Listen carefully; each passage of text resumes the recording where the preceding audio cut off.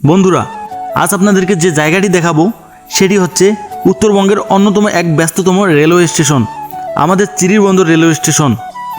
এই ব্যস্ততম রেলওয়ে স্টেশনটি আমাদের দিনাজপুর জেলার চিরিরবন্দর থানায় অবস্থিত।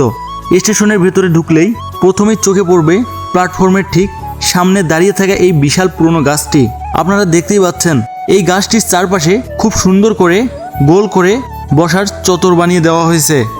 যদিও ট্রেনের যাত্রীদের বসার জন্য প্ল্যাটফর্মে আলাদা জায়গা আছে, কিন্তু এই জায়গাটি মূলত করা হয়েছে একটু খোলামেলা পরিবেশে বিশ্রাম নেওয়ার জন্য। স্থানীয় মানুষ বা স্টেশনে আসা দর্শনার্থীরা এই গাছের শীতল ছায়ায় বসে আড্ডা দেয় এবং বিশ্রাম নেয়, যা দেখতে সত্যি দারুণ লাগে।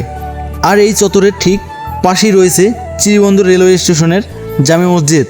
ট্রেন যাত্রীরা যেন সহজে নামাজ আদায় করতে পারে সেজন্য স্টেশনের একেবারেই গা ঘেঁষে এটি তৈরি করা হয়েছে। মসজিদের সামনেই সারিবদ্ধভাবে বেশ কিছু সাজানো দোকানপাট আছে, যেখান থেকে প্রয়োজনীয় টুকটাক জিনিস বা নাস্তা নেওয়া যায়। বন্ধুরা, আমি এখন দাঁড়িয়ে আছি স্টেশনের ফ্লাইওভারের উপর। এখান থেকে পশ্চিম দিকে তাকালে দেখা যায় পঞ্চগড় যাওয়ার পথ, আর পূর্ব দিকে তাকালে দেখা যায় সোজা ঢাকা যাওয়ার পথ।